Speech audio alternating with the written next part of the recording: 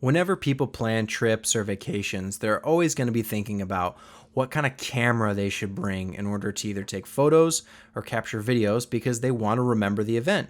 They want to have something to take back from the trip that's tangible, that they can put on the wall, they can put on Facebook, they can put on Instagram, whatever it might be. Now, a lot of people have cell phones that take photos, but when you're doing a trip, most people are thinking about making a purchase, getting something a little bit bigger, a little bit better. And from the traveling that I've done, my own personal experience, I've got a few recommendations. Now, I've brought a full frame DSLR huge camera with me on trips. And the one thing about that is that it's a camera that is harder to carry around. And what I mean by that is when you're traveling, you're always on the move, likely. And maybe you're going for a week, maybe 2 weeks. And every day you go out the door, you've got to decide what you're going to bring with you. Maybe it's a jacket, maybe it's a water bottle, sunscreen, wallet, whatever. And in that event, when you're headed out the door, you've got to decide, do you want to bring your camera or don't you? And most people, when they're on the trip, they set out to take photos or take video anyway. They want to bring that camera. However, a big, bulky DSLR full frame camera with a huge lens is really challenging to walk around with. You go stop somewhere, you got to find a place to set it down. You're constantly worried about someone stealing it, or you're going to misplace it, and it becomes like this kind of like a big heavy suitcase, like a burden that you're carrying with you everywhere.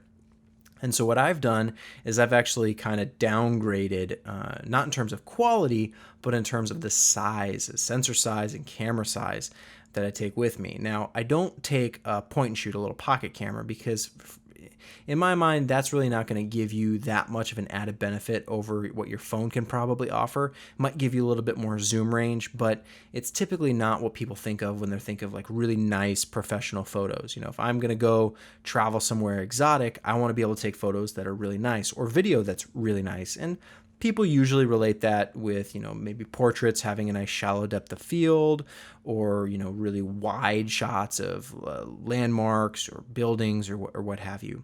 So on a recent trip, I brought my GH4, which worked out really, really nice because I was able to have kind of the larger sensor benefits without having the big bulky size. Because it's not just about the camera size, it's also about the lens size. You have a full frame camera, your lenses are going to be much bigger. Whereas if you have a smaller sensor camera, you'll have lenses that are smaller as well. And that was a nice compromise. Another great option would be some of the cameras that Sony's making that are much smaller in terms of the camera size. But again, if you're getting a full frame camera, you're going to have to deal with that big lens. And I know not a lot of people like having a big lens with them when they're traveling because you can't really put it in your pocket. And that's not to say that you'd always want to put your camera in your pocket. I actually don't like that. I got enough stuff in my pockets as it is, and I don't want to add any more.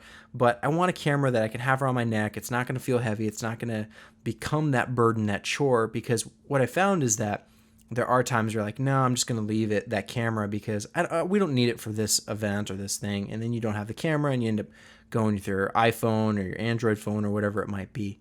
And if you have a camera that's a little bit lighter, a little bit more portable, you're more likely to bring it with you because it's a little bit more fun and it's not, wearing on your neck or, making your arms tired carrying this thing around all day long. So that would be my advice. When you're out there, you see a lot of people like to shoot with Nikon or Canon. Those tend to be the most popular cameras you see out there. And, just like normal DSLR type stuff you can buy from Best Buy. You'll also see a few Sonys, not very many Panasonics. Every once in a while, you'll see a Leica, and, on very, very rare occasion, you'll see like a Hasselblad or something like that. But for the most part, people are shooting with Nikons and Canons. But it's funny, a lot of these people go buy the little kit at Best Buy or Walmart or wherever it is, and they have a lens on there that's not very fast and isn't really doing the best job for them. They got a sensor that in there that's really big, and they can't do the shallow depth of field, or they can't do it as easy because they don't have a lens that's appropriate for that shooting. And they come back and they're frustrated that they didn't get the shots they wanted, or maybe they just didn't know how to do it. So I definitely recommend kind of a medium-sized camera for travel. It works really well, and definitely get something that'll shoot video too. If you want to take photos, you'll likely want to take a couple videos as well, even if it's just interesting stuff. I think that in the future, people are going to want to see those like old home movies. I like seeing that stuff. I wish my parents had more of it. Home movies. There's some photos that are around. We're gonna have a ton of photos, but hopefully we have some videos as well. And if they can be nice, higher quality videos taken with a nice camera, that's even better. So just keep that in mind next time you're traveling, or maybe you're looking for something. My recommendations would be the offerings from Panasonic with their Micro Four Thirds line. Olympus also has some Micro Four Thirds cameras that are really nice, and Sony is doing a better job of keeping things small and compact. Nikon, Canon, they have their offerings, but really I don't find much from them that's all that interesting in terms of something that's high quality but still portable.